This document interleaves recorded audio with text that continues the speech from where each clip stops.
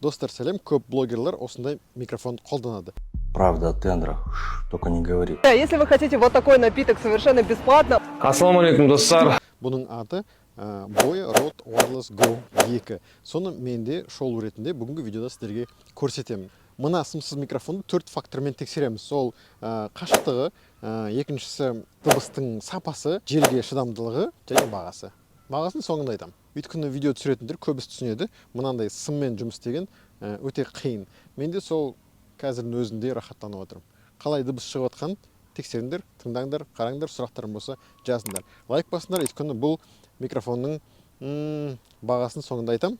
Соңына дейін қараңдар. Қазіргі TikTokта, Instagramда байқан шығарсыздар, көбісі көшедегі адамға келіп, сұрақ қойып, жаңағындай неше түрлі пранк болсын, неше түрлі сұрақпен конкурс сияқты болсын, ақша төлеймін деген сияқты. Соған ең ыңғайлысы мынау екінші микрофон, яғни біреу сөйлеп отқан кезде былай аузынан таға саласың. Ал бұрын мынандай сымды микрофон болған кезде өте қиын. Өзің сөйлеп отырасың, сосын өзіңнен аласың да ана кісіге бересің. Мысалы, өте қиын. Мынау сыммен максимум 2-3 метрдей қашықтыққа жетеді. Ол ең үлкен аргумент. Бұл микрофонның қорабында жазылған, жалпы сипаттамасы жағынан бұл қашықтығы 200 метрге дейін шыдайды дейді. Ал тексерейік. 200 метр қанша болатын тексерейік.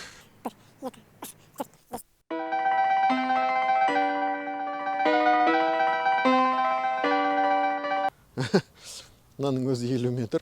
Шын айтсам 50 метр қашықтықта видеода түсірмейді. Бірақ біз әлі тексеріп отырмыз.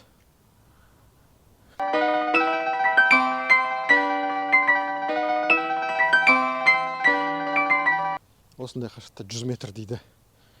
Білмеймін, кімге 100 метрлік қашықтықта жүретін видео керек. Ол видео түсіретін болсында видеоның сапасы жаман болады. Енді алысты түсіру керек емес. Бірақ бұл біз микрофон тексеріп отырмыз. Бұл пранкқа керек шығар айтпақшы, е? Мәшін ішінде отырып түсіресің. Немесе микрофонға қарамай түсіріп отырмын. Ал тыңдаңдар қалай болатын.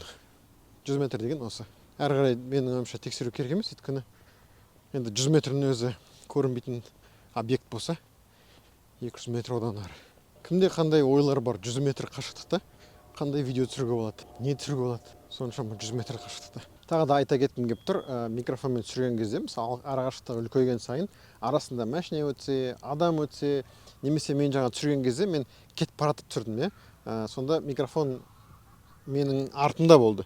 Соның өзінде жаңағындай зияны тиіп отыр. Ана приемникпен микрофон тікелей байланыста болу керек. Біріншісін тексердік 100 метр туралы. 200-ді қарамай қояйық. Дыбысы қалай естіліп тұр? Енді қазір мен сымды микрофонмен тексеремін. Мен қазір сымды микрофонды қосамын, бірақ қараңдар мен не істеп жатырмын. Бұл умаждалып, бір-біріне байланып жаман болып тұр. Соны микрофонмен жазу үшін мен кәдімгідей уақыт кетіремін осылай.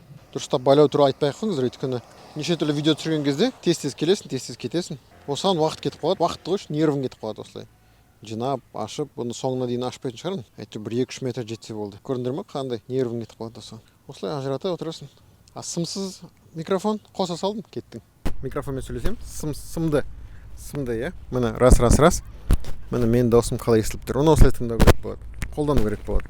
Бұны көбінесе мойныма тағып қоямын осылай. Міне менің даусым қалай естіліп тұр. Түрін қараңызшы, түрін. Сымды микрофонмен түріңде өзгеріп кетеді. Былай әдемі көріне ме? Былай әдемі көріне ме? Бұны 5-ші факторға қосуға болады. Мынаумен әдемі емес, ал мынаумен әдемілеу. Ал мына негізгі блогындағы пайдасын айтып жіберейін.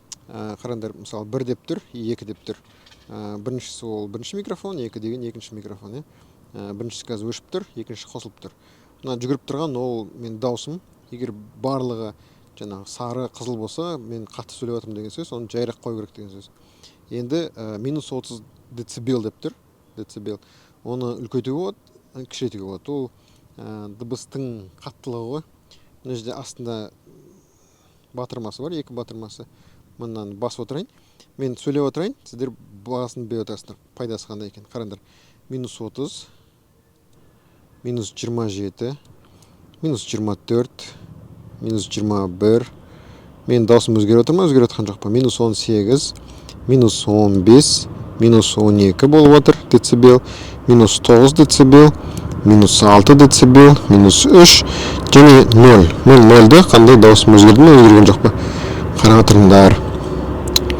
Енді маған ұнағаны ол -30 бен жұмыс істеген тазалау сияқты. Байқасаңыздар, екі фирма екеуі де боя, яғни боя жалпы жақсы микрофон жасайды.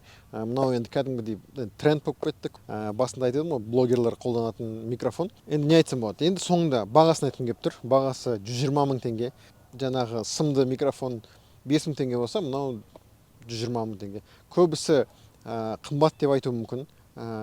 Бірақ біріншіден айтып отырмын ғой, кім әр блогер кім ақша табады, блогерлік істерден, видеолардан кім ақша табады, соған нағыз пайдалы зат деп ойлаймын. 120 мың теңге ол өзін ақтайды. Өйткені кез келген, мысалы, жақсы блогер дейікші, кәсіби блогерлар өзіне мысалы миллиондап видеокамера алады, айфонның өзі 500 мың теңге тұрады.